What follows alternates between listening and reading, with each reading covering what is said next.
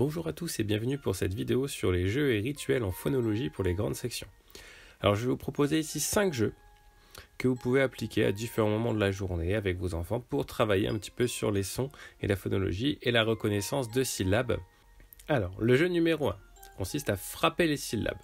Vous allez choisir des mots de 1, 2, 3 ou 4 syllabes et les faire frapper aux enfants pour qu'ils puissent les décomposer correctement.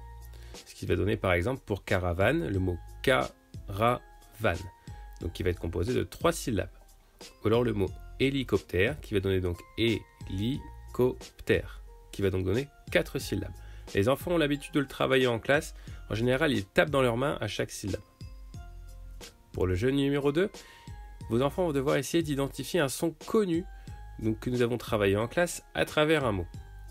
Donc pour cela, vous pouvez reprendre les fiches que nous avons travaillées dans le cahier de son écriture. Donc vous allez avoir les fiches du son A, E, I, L et N. Donc pas bien compliqué, vous pouvez refaire les petits exercices d'application. Par exemple, est-ce que dans le mot ananas tu entends le A? Voilà, vous leur posez juste la petite question comme ça. Logiquement, ils devraient trouver. En classe, c'est une activité encore une fois qui ne posait pas de problème. Le jeu numéro 3 va consister à trouver des mots qui riment.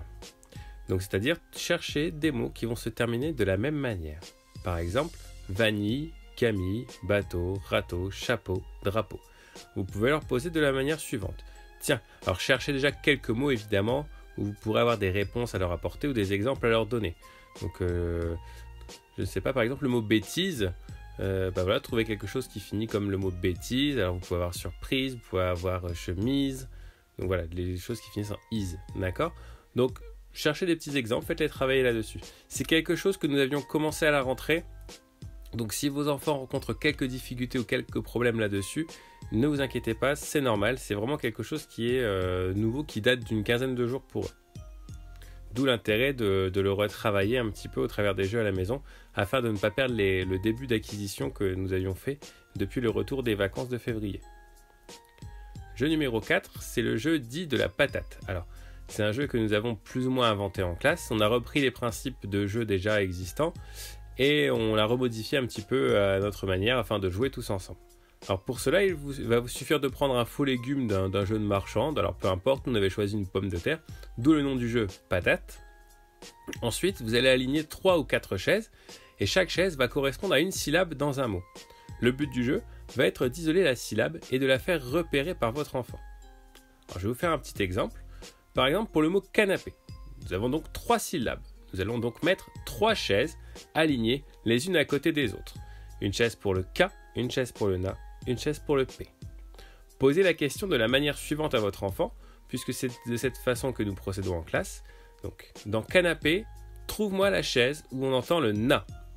Et votre enfant va donc aller devoir poser son faux légume, nous dans la classe notre patate, sur la chaise où il pense avoir identifié la syllabe NA. Ici, qui va donc être la chaise du milieu. Alors en classe, pour vous donner un exemple, nous avons travaillé sur des mots allant de 2, 3 à 4 chaises. Enfin donc 2, 3 à 4 syllabes. Enfin, pour terminer, le jeu numéro 5. Le « Je commence comme ». Ici, en fait, vous l'avez compris, ça va être l'inverse du jeu numéro 3 sur les rimes. Nous allons chercher des mots qui commencent de la même manière. Alors ce jeu-là ne devrait pas poser de problème puisque nous avons énormément travaillé ce point avant les vacances de février et un petit peu aussi également au retour des vacances. Les enfants devraient donc être rodés et ne pas rencontrer de difficultés sur ce type d'exercice. Alors par exemple, des mots qui commencent comme chapeau, nous allons pouvoir avoir château, râteau, radis, hibou, hiver, madeleine, magasin, pistache, piscine. Enfin, voilà, vous avez compris le principe. Donc à la même manière que pour le jeu des rimes, trouvez un mot.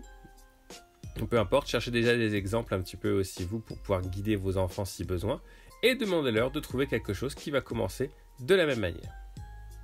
Voilà, ça sera tout pour ces 5 jeux en phonologie. J'espère que j'aurai été assez clair. Si vous avez des questions comme d'habitude, n'hésitez pas à laisser un commentaire en dessous de la vidéo ou sur la page Facebook ou bien sur le mail.